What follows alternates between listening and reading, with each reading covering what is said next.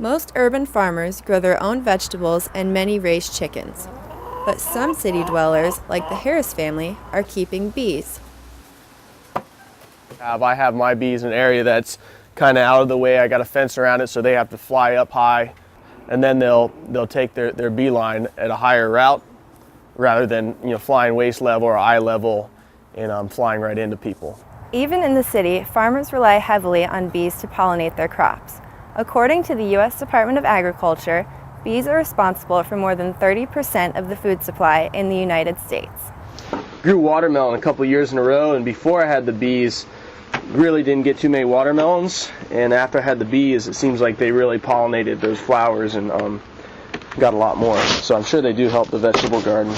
Different times of year, there'll be more bees than others. The peak time, you can have up to 60,000 bees per hive.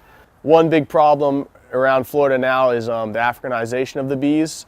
And a lot of people are really scared of bees because there are some Africanized bees. In the state of Florida, all beekeepers are required to have their bees certified once a year to check for disease and for African bees, commonly known as killer bees. I do have a certificate that shows that my bees are not Africanized. The initial startup, buying the equipment, a bee suit, smoker, honey extractor and all that in the hives and stuff, probably about $500. It's the 1st of December today, and there's not a lot of nectar flowing, not a lot of flowers blooming, so I want to make sure they got enough honey.